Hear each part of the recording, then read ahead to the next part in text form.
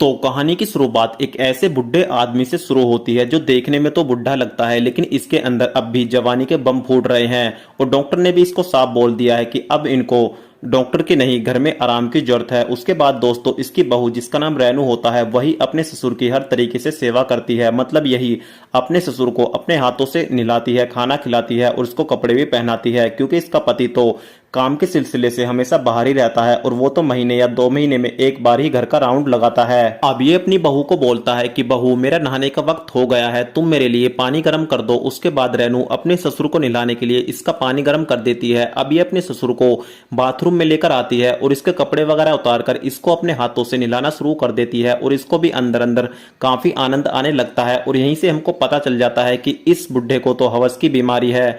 फिर ये अपनी बहू को छूने की कोशिश करता है, लेकिन अभी इसके अंदर इतनी हिम्मत नहीं होती कि ये सीधे ही अपने बहू का कांड कर दे।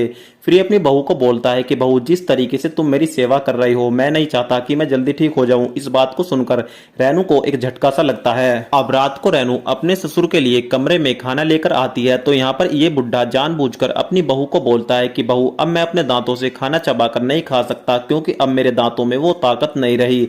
तुम एक काम करो, तुम ही अपने मुंह से खाना चबाकर मुझको खिला दो। उसके बाद दोस्तों, रेनू कुछ ऐसा ही करती है, वो अपने मुंह से खाना चबाकर अपने ससुर को खिलाना शुरू कर देती है। अब ये अपने ससुर के इरादे समझ जाती है और उसके बाद ये तुरंत अपने ससुर को अपनी बाहों में भर लेती है। और इसका ससुर तो कब से इस दिन का बेसब्री से इंतजार कर रहा था। फिर ये भी अपनी बहू को वो मजा देता है जो आज तक इसके लोंडे ने इसको नहीं दिया होगा। लेकिन यहाँ पर घर का नौकर यानी राजू इन दोनों को कांड करता हुआ चोरी से देख लेता है। अब रेनू अपने ससुर के साथ अपना कांड करवाने के बाद सीधे अपने कमरे में आती है, तो यहाँ पर घर का नौकर यानी राजू मौका देख लेता है और अपनी मकान मालकिन के साथ मजे लूटना शुरू कर देता है। और ये इतनी जोश में होती है कि इसको पता ही नहीं होता कि इसके साथ अभी मजे कौन ले रहा है। उसके बाद दोस्तों, वेब सीरीज यहीं पर समाप्त हो जाती है।